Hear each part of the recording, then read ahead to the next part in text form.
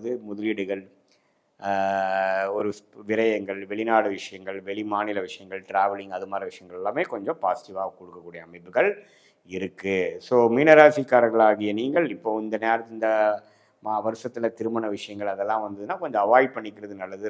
2027 நீங்கள் கன்சிடர் பண்ணலாம்.